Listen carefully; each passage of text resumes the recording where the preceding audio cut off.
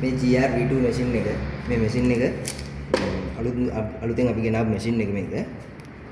මේක වැඩ කරන්නේ මුලින්ම අර විදිහම තමයි. මැෂින් එක ඔන් කරගන්න ඕනේ, සීලෙට් බොක්ස් එක ඔන් කරගන්න ඕනේ. රේන්ජ් එක මීටර 99ක් තියෙනවා. ඩෙප්ත් එක මීටර 15ක් තියෙනවා. අර විදිහම තමයි ඩෙප්ත් එක රේන්ජ් එක. මේක සිලෙක්ට් කරගන්න ඕනේ අපි මුලින්ම රේන්ජ් එක.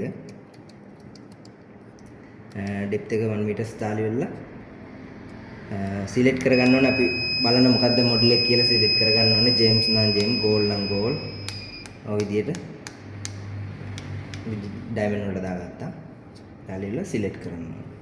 සිලෙක්ට් කරලා මැෂින් එක හරි තිරස්ස තියලා ඉදිරියට පොඩි ඇන්ගල් එකක් දෙන්න ඕනේ. එතකොට ඔයාගේ අතට තේරෙනවා මේ විදිහට මැෂින් එක සර්ච් කරනවා කියන්නේ. මේ සර්ච් කරන මට්ටම වෙනකන් පොඩි ඇන්ගල් එකක් දෙන්න ඕනේ. ඇන්ගල් එක දුන්නාම මේ විදිහට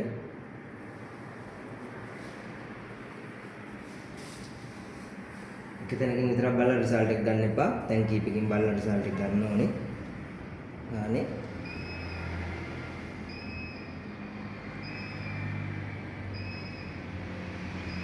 මේ විදිහට හරියටම පොයින්ට් වුණාම මැෂින් එක හරි පොයින්ටර් එකට ආපුවාම හරි මැෂින් එක හරි තිරස්ස තියාගන්න ඕනේ. තියාගත්තාම මේ විදිහට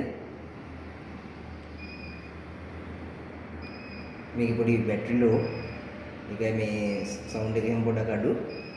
මේ විදිහට මේකේ හાર્ඩ්නස් එක මෙතන තියෙනවා ජෙම් ටිකක්. මේකේ හાર્ඩ්නස් එක 7යි. 7ට සමාන 7.5 වගේ ජෙම් එක. මේක වැඩ කරන්නේ කොහොමද? හાર્ඩ්නස් එක 7ට වැඩි දේවල් වලට තමයි මේ මැෂින් එක වැඩ කරන්නේ. මේ GR V2 මැෂින් එක.